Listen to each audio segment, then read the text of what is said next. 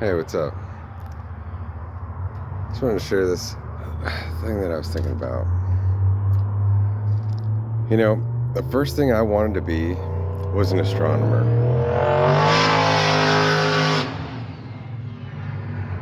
What a fag.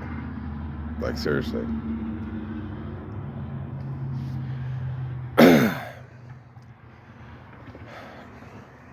So you give anybody a little bit of fucking power, and what do they do with it? She'll fucking jack off. For nothing. Just because they got a foot. Like, goddamn, because they blew their money on a truck. Anyway. So that leads into the story, okay? So I wanted to be an astronomer. This is a quiet little kid. I don't know why I was drawn to space. I have no idea, really. But I brought it up to my mom and my stepdad. And like lazy motherfuckers do, he just went, and bought me an Autobahn book for like $60 for here, I gave you the whole sky. Bam. Look, I'm the man. I'm the dad. I got a big cock. I looked at the book. I'm like, okay. And you see, it didn't wear off, my fascination with space. My grandmother, about around the same time, kind of did the same thing, but she's a fucking way smarter than he is. She got me a telescope. But, once again, got me a fingerhead telescope. One that was on a wood mount or whatever, and it was impossible to get that thing to look at somewhere. But I would spend an hour and a half. Like, there's only a couple things I saw in the sky. Jupiter and Saturn are a couple of them. And the moment I got them into view, it was like surreal. It was like seeing a ghost. It was just mind-boggling. It just like imprinted into me. But then, like, they're moving in the sky, and this thing is so unsteady, and you can't let it go because it'll just move on itself. It was so fucking lame. Then, space came up once more when I got my first marriage. I mentioned something about it to my wife, and even though I was, or my soon-to-be wife, and even though I was injured at the time, and she was staying at home because she got injured at her job right after we met, which happens to almost every woman I meet. All of a sudden they get crippled, or they have an excuse to lay around the house like, oh good, I guess somebody take care of me. You can just do it all, Josh. You know, what a bunch of bastards. And with the limited amount of money we have, without asking my permission or anything, she just orders me a telescope. But it's only the tube. It has no lenses. It has no fucking nothing. I carried that fucking tube around until I was all the way in Madison 3 years ago. For like 10 years. 12, 14 years. Hoping that I get the rest of it put together. Because the one good thing about it was one piece to a telescope that actually has an electronic module so that you could program it in and it would seek with a satellite and it would take you right there instantly.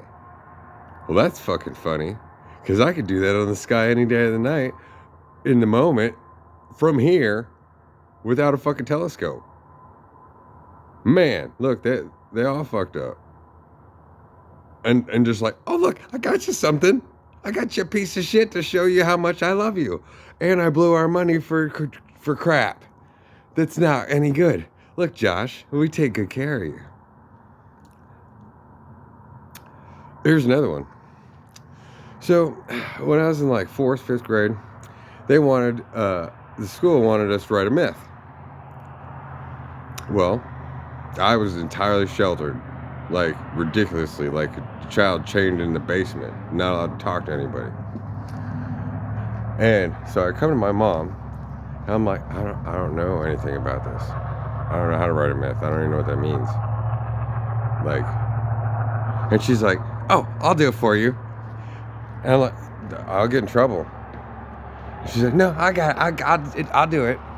And so she wrote out this myth for herself and made herself all feel good, and then made me take this plagiarized bullshit to school, and she got her rocks off, and then the school gave, I don't know if I got a grade on it or not, but they kept it, and, you know, the system's been watching me my whole life, and seeing, nobody's taking very good care of this kid.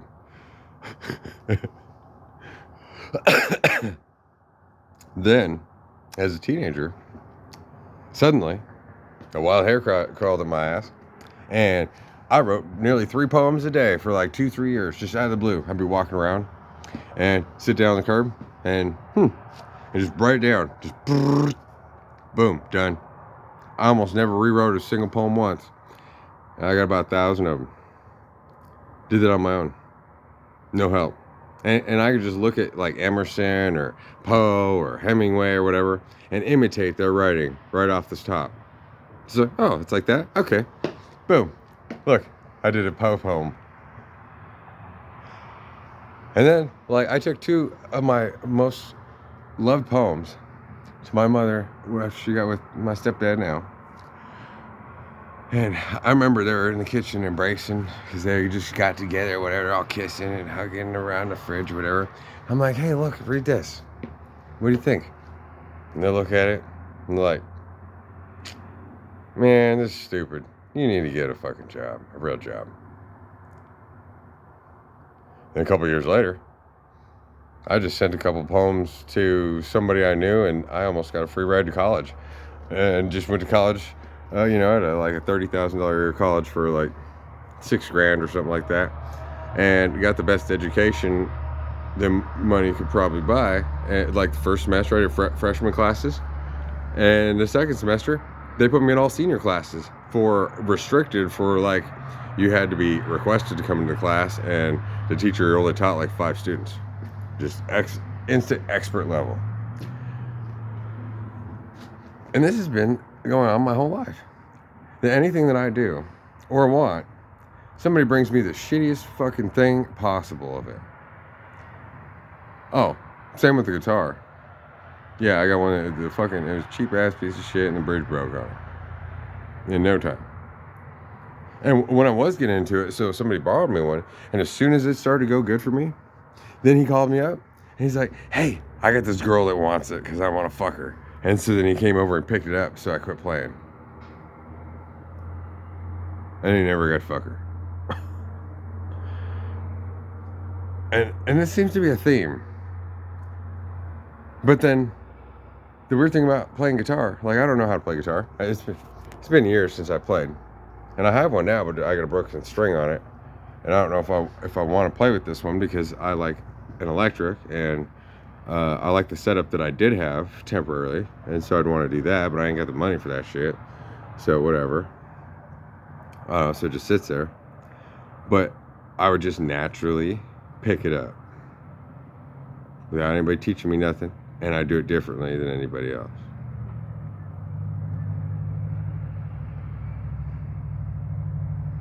But then it get ruined. Somebody just have to come in and fuck it up every time. Either they fuck it up on the front end, they fuck it up on the back end, they disrespect it in the middle, like. But then they're like, we're all good. Yeah, see, well, we got jobs. Oh look, I got a guitar and a band. You know, okay, yeah, but nobody knows who the fuck you are. There's a lot of motherfuckers who know who I am, and I don't have a song one or a guitar. Wishing that I'd make a song and get on that fucking stage. I'd probably do it if I was around people like that. You know, I know that there's something behind the scenes with it, but I have a couple videos on here of me going. There was a concert right after I moved back here. A friend of mine and his buds. Just a second. So they had this private show, right? And I had never really been around a band or whatever. Well, I mean, the one guy that borrowed me the guitar, and then took it back so he could sleep with the chick, whatever. And so for the weekend I was their roadie, you know, and I helped them set up their shit, and when it was all said and done and they were all hung over the next morning, I walked back up to where the stage was, and I fucking packed all their stuff back up too. And then right about the time I got done, and my friend comes and pulls up, and I'm like, "Hey, what's up?" And I got everybody's stuff packed up. Here's your guitar. Like, that's all we needed to go, and your amp. And we just left. But the cool thing that happened there, and I see it. I see that there's some ties there. I come back from the stage while the concert's playing, right? And I was just hanging out on the side and whatever. And then I come back and out into the crowd and sit with they have like a guy with an iPad or whatever, and he's doing like the mixing or whatever. He's their electronics guy that sets everything up. And I sit with him or crouch down next to him for like 5 minutes, and then these cowboys come over. Well, this one in particular, and he's like, talks to me as if I'm the lead singer, the guitarist, and the manager of the whole band, and I'm even part of it, right? He comes over and he's like, "Hey man, I love your fucking band, dude. Like, we could really get you guys a deal, this and that. I know Carrie Underwood, and you should hit me up." And I'm like, "Hey, don't talk to me. I don't know nothing about this stuff. I'm just helping him set up, hanging out for the weekend." And I'm pretty sure he did know Carrie Underwood. There's some ties there, because I went to a concert at the Buffalo Chip. Carrie Underwood was there, and Carrie Underwood was tied to the NFL, like Taylor did, and then she worked for Trump for the presidency, for the inauguration, singing there. I see where y'all wanted me to go. But I have to be around the element, and I'll be all in. I ain't bending myself over for nobody. So, that's my story. Sometimes it's best not to have wealthy parents and everybody fuck you over, because then God just integrates it into you. And everybody else can keep trying. And then you're going to have the fanciest shit ever. And you can just go get your rubber bands and make it work. I don't know. So, see you later.